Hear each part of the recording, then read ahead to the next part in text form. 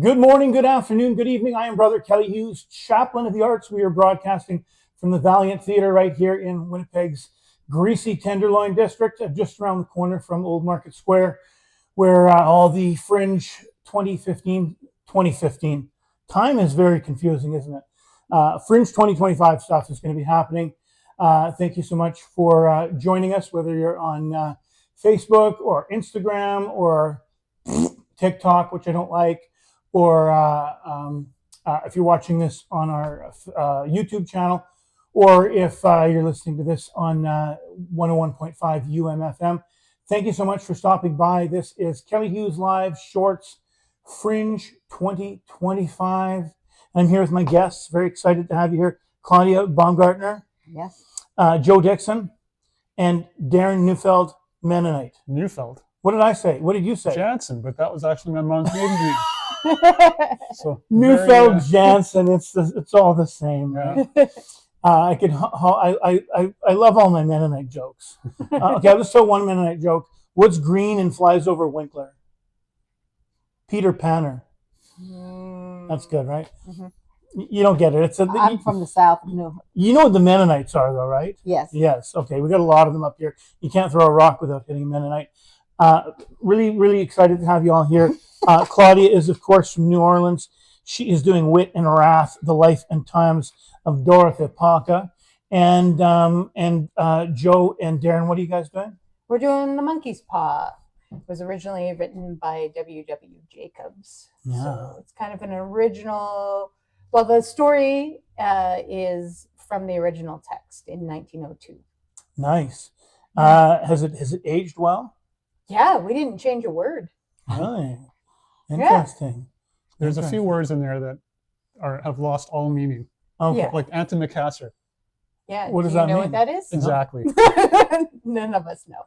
Wasn't he like the Babylonian king? No, it was not actually a chair cushion. Oh. It is interesting. Yeah, the words that are still technically words, but nobody uses them. Yeah. I've noticed. Now can't think what the word is, but there is a word in Indian English for a dresser, and I am vamping here trying to remember what it is. But every once in a while, you see one listed on Marketplace, and they use that word, and it's not. We just don't use it here. Yeah. So I think that's all interesting. And of course, everybody knows Dorothy Parker. I hope so, but if they don't, I hope they will soon. And she's not. Well, was she alive in 1902? Yes. Yeah. But she was young. She was 9. Yeah. So how did everybody pick what they were doing? You want to go first? Sure. You mean, well, I wrote this show a while back, and I started off with just quoting some of Dorothy Parker's hilarious witticisms at parties or salons, and then I read some more of her work, and she had a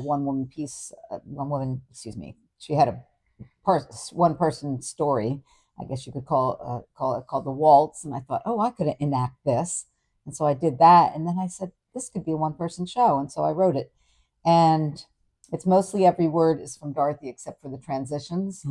And then I've just been doing it in different places around the U.S. and different Fringe shows. And so, yeah. How long have you been doing it? About 10 years, but it morphs. It morphs. And have you been here?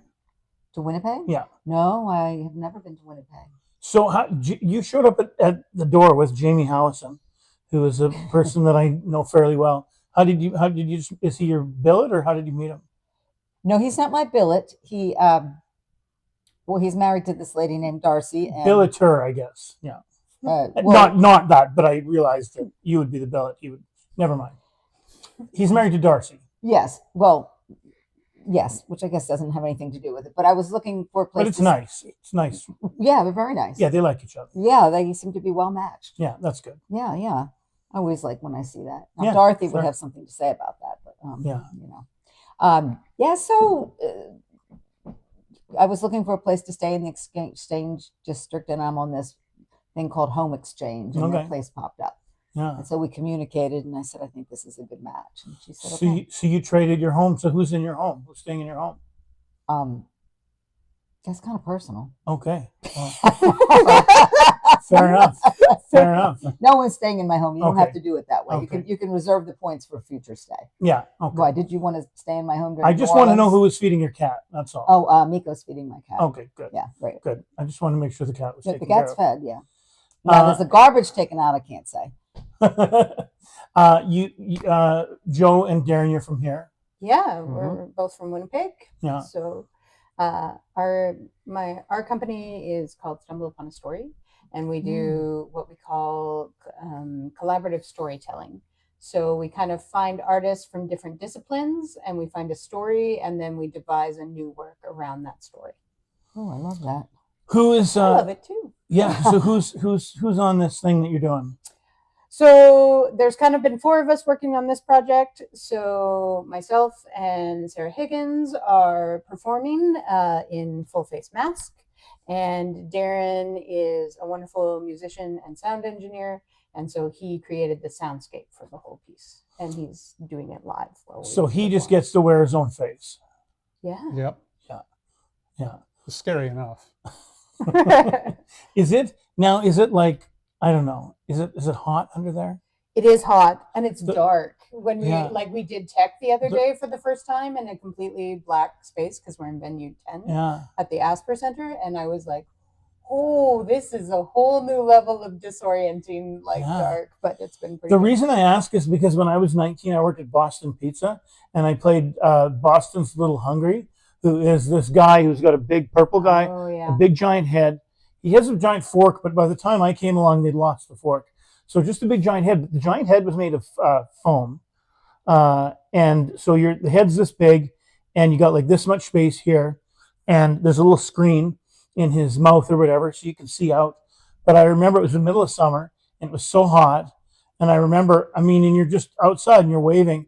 And I remember, this guy's got a big smile, this guy, and I'm waving like this on the boulevard on Pembina. But in reality, I was inside, resting my head on the side of the thing, just dying. Dripping, And it was yeah. gross because so many gross heads had been in there. But your head is the only head that's been in there. Well, Sarah and I play 4 characters between the 2 of us, so we do some sweat sharing. Okay, but it's fine. But I'm sure you could clean that with the sanitation wipe. It's fine. Yeah. Air it out. I And- played the Easter Bunny once for like one day in one of those suits in New Orleans, and I said, "Wow, No. I have to find another job." Well, and now when I see, you see, especially like at tax time, you see the guys with the maple leaf. You've seen those ones and they're dancing and Yeah, stuff. TurboTax, right? Yeah, Yeah. TurboTax. And I'm like, man, hey, mad props to you for doing that. Yeah, I couldn't- mascot. It's a hard job. yeah, no, that's definitely a lot of respect. Mhm. What was your Oh, worst? we digress. What was your? Oh, Claudia, it's all digression. Okay, It's all now digression. that I know that, I'm fine. What is your the phone did turn off. Oh, What is your Oh, what the was your screen just blacked what out. was your Didn't turn worst off. job? What was your worst job? Was it the mascot? Well, that was only for one day, and I said, "What am I doing? Surely I can do something else with my college education." So what was the worst job you ever had to do though? Actors, it's a gig economy, right? That one was pretty rough. It stays in my memory. I don't know. I've been waitressing, cocktail waitressing, bartending. Joe, worst job you I ever was had a to do? chambermaid in when I was 19 in a student hotel in Berlin. That was pretty rough. Yeah, that sounds. But I was bad. 19, so it wasn't that rough then. But okay. Joe, worst job. Well, I once worked for a coffee shop, and they brought out what was going to be our new uniforms, which was this like incredibly low cut tank top ooh. with a picture of a coffee grinder on it, said "Let's grind." And Oh, I was like, if I'm going to be on stage, I would make so much more money than in a coffee shop wearing that. So I just like quit on the spot. I was like, nope. that's rude. It was rude. Darrin, did you ever have to work somewhere where they wanted to make you wear a Let's Grind shirt? No. But he would have. Maybe. Yeah, I've done a lot of jobs. That could have been Come on, one of worst them. job. Worst job. Probably I worked at a box factory. Oh, Oh, We made boxes. yeah. Wow, that sounds and boring. I had to work on a glue table. So it's a big vat of glue with a roller on it, and you have to roll stuff over it. Yeah. Once in a while, you get your knuckles in hot glue. So boring and dangerous. Boring and dangerous. And my wife didn't like when I came home and I smelled like glue. Oh yeah, that's not a good. But I think I lasted about 3 months there. That was it. Have you ever Wow. seen the video? Just like a security video from the box factory where they're wrapping the things up and the guy gets his arm stuck and then he tries to get it out and then he gets his head stuck and then somebody else has to come and get him out with the twine because the twine keeps coming. Mhm. The Is that a internet's- real thing? It's just it's just like one of those internet. The internet is just full of little videos of terrible things happening to people. That's true. We're horrible people. We like to watch that stuff. Man gets kicked in nuts, right? That's the thing that it's universal. What makes Dorothy entertainment. Parker universal? Because she was very insightful in what she wrote, and although some of her work might be a little bit dated, most of it pretty much applies to now. I mean, she observes people and has a way of, in like 2 or 3 sentences in a short story, like you read it, you say, I understand the scene, I understand the person. It's pretty fascinating. And also with her verses or her one-liner witticisms, all of them, it just zeroes right in on what she's trying to say, and you can understand it. So I think it is, I don't know if it's universal, but universal to the English-speaking world. Yeah. I don't know how it translates into, Well, Vietnamese or something. we're pretty self-centered. We'll just call it universal. Joe, what's the hook for your show? So The Monkey's Paw is the sort of original horror short story around the universal idea. Oh, look how I made that connection. Nice. Around careful what you wish for. Okay. Right. So the monkey's paw grants 3 wishes, but they kind of have unexpected and dark consequences sometimes, right? So that's sort of the hook, and it's this. Do you make that wish? How does that change your life if that wish gets granted to you? When did you start working on it? When did you have the idea? When did we start? A few months. Yeah, it's been a few months that we've been working on it. I've always wanted to work with Darrin, so I've never. We all do. Yes, we all do. Everyone does. Yeah. All right. I'm just putting that out there. Everybody loves Darrin. Yeah. So I've pitched a few ideas at you, and you actually went for this one. Yeah. He had to sit through all your lousy ideas. The first one, I wasn't sure if I was technically able to pull that one off, but this one, I had a little more gear after. Fair enough. Pitched the second idea to me. Nice. Yeah. So when in the process did you know that you had something that was going to work? Did you know right away, or did you kind of hit that moment when you're like, oh yeah, this is going to be good. This is going to be okay. Once Darrin signed on, I knew I had something, because I think your work is brilliant. Thank you.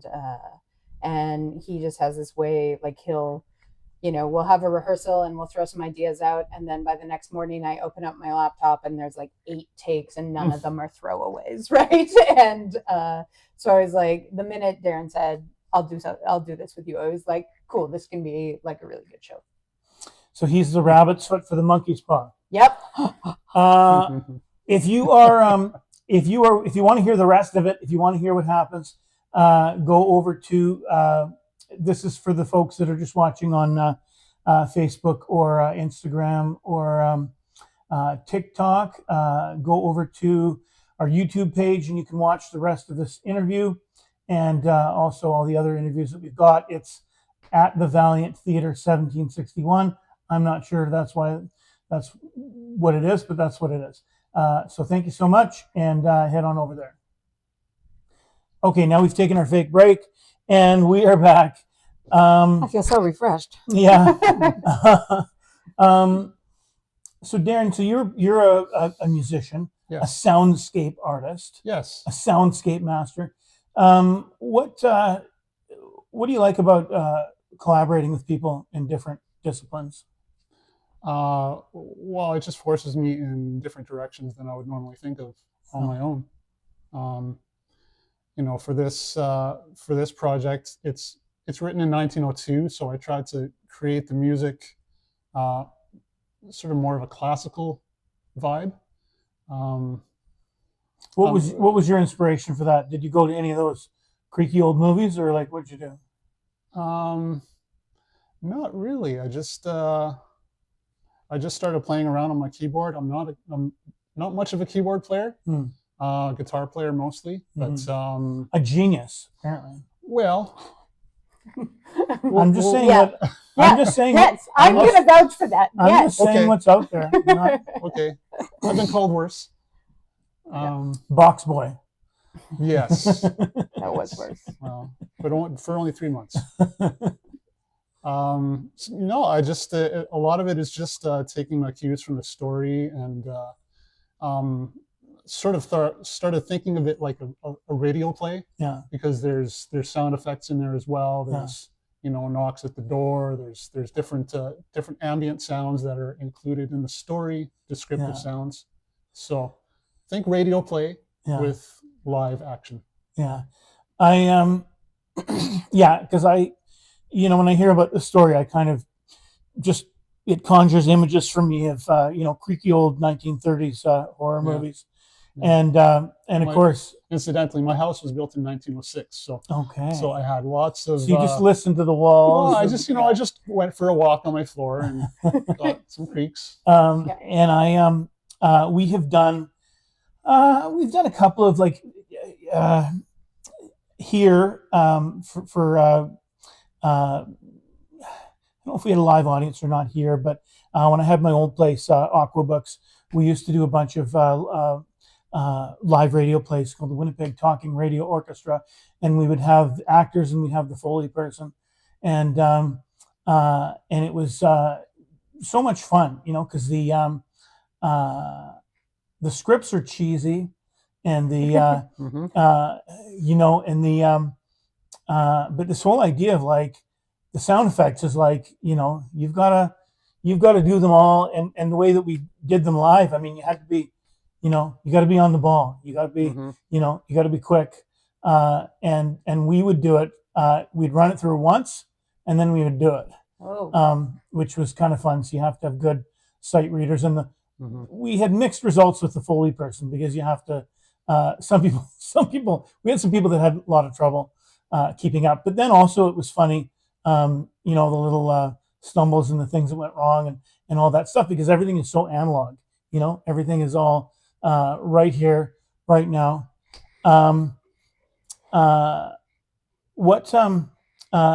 So your mask there, Yeah. do you have more masks, or just that one that you share? So this is the sergeant, but there is 4 characters. So Did you study Commedia dell'arte? I have. Looks a little Commedia dell'arte. Yeah, there's influences of that, right? Whenever we're performing, we're always stealing from somewhere, right? Yeah. Like that's kind of how it works, right? And things that have influenced us. So it was very much radio play, sound effects, things like that influenced. Some of the music he wrote, where he was saying like classical. Sarah and I felt very much like a waltz. So we're sometimes like almost dancing or waltzing in these strange old men masks and in the dark, and that sort of thing. So there's a lot of like physical influences, dance influences, radio play, that sort of thing. What do you want your audience to pick up? I want them to come and sort of be transported into like a strange older kind of time frame, where it's more like listening to a whole album. Like you're going to come and you're going to listen to this whole story, Okay. Sort of a thing. It's not made for TikTok. Your show is prog rock. Yeah. A concept album. Okay. Yeah. I get it. Yeah, I get it. That's what it would Not built for TikTok. Soundtrack to be released soon. be. Yeah. Claudia, how long have you been at the one person show?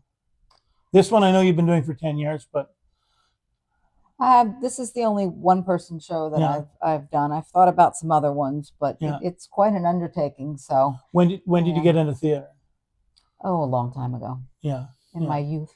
Yeah, when you're a chambermaid. That's right. So what keeps you at it? What drives you? I just like doing it. I mean, I don't know. I mean, when I'm in the midst of like this particular project, I like being in this time frame of, she goes from about 1900 through the teens to the 20s, the 30s, the 40s, 50s, covers all like the political eras. There's a couple mentions of fascism, those things that are still pertinent today, especially for those of us. It's in again. It's in again. So yeah, I mean, I put some things in the story that addressed political issues of today while keeping it light, of course.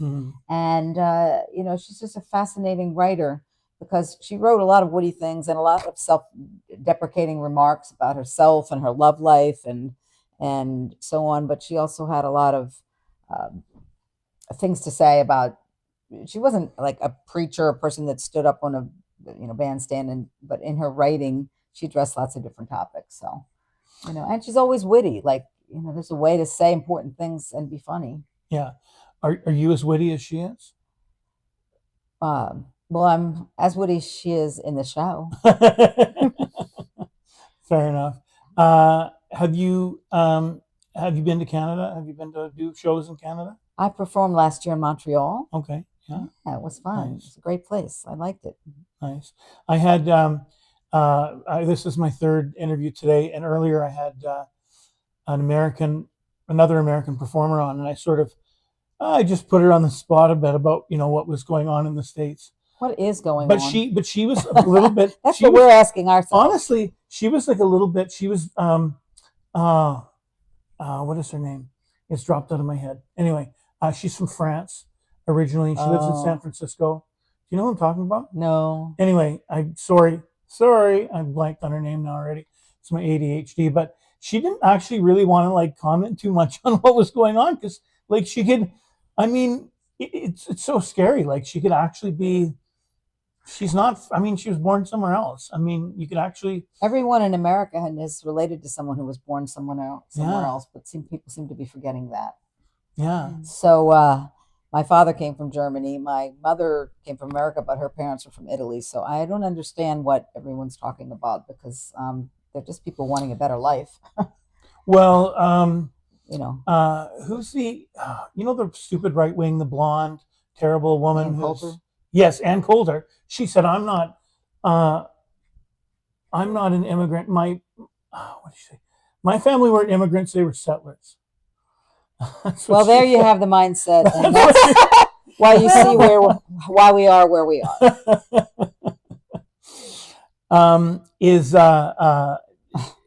Now you live in New Orleans? I do. And is it kind of a pocket of sanity still, or? Well, New Orleans is a very eclectic place, but the state of Louisiana is quite conservative. Yeah. And New Orleans is a pocket of interesting people, but still there's all kinds of unfortunate things. We had such an interesting thing happen here, and I don't know if you know about it, but when Donald Trump was saying that he was going to buy you or something. Yeah. Or we're going to buy no. We're going to buy green. I don't know if he said buy. He was going to just absorb it, just take it. But we're going to just take it. And our Conservative Party, we were having an election, and our Conservative Party was way up in the polls, but he had kind of aligned himself with Trump, and then Trump started saying that he was going to take us over, and most of Canadians were like, oh, they did not like that, and then the polls went like this, and then the Liberals got back in. So I guess read that. Guess we can thank him for that because I think we get most of our steel or a lot of our steel from Canada, so I'm not really sure. Well, lumber. No, it's very our benefit. The thing about Donald Trump is people think he's a very good businessman, but actually most of the things he's done he's gone bankrupt a bunch of times. He's just a clever. Well, there's lots of connections, right? Like New Orleans. I'm from the East Coast of Canada originally, in New Brunswick, and it's Acadians, right? And Acadians were deported down to New Orleans, and that's why there's the French influence down there, right? So it's like we're so interwoven together that let's just make art together. Yeah. Right? Darrin says, can't we all just get along? Right? Absolutely. Yeah.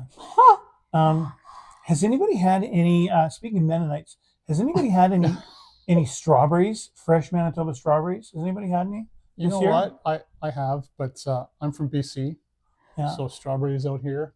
Oh. I'm from No bueno. Louisiana. We're supposed to be Strawberries making from there. friends right now, Darrin. I know. Ponchatoula Come strawberries are the best. Okay. Okay. BC fruits. So I just want to say on this political thing, like one of the things that Dorothy Parker, she was not blacklisted in the 50s with the McCarthy hearings, but she was asked to testify and refused. And she said, I am not a traitor. I've always been loyal to my country, but I will not participate in this outrageous inquisition. So, and she was also investigated by the FBI at her house, where they came and asked her point blank, have you ever conspired to overthrow the government? And she said, I can't even get my dog to stay down. Do I look like somebody who could overthrow the government? Yeah. And so she's, she had her share of standing up to them, but she was fortunate in that they weren't really after her. Yeah. Yeah. She had a few pointed words for them. Is there anything that anybody would like to go see? Anybody else's shows? Well, I would like to see their show. Yeah. Yes. And then you say you want to see her show.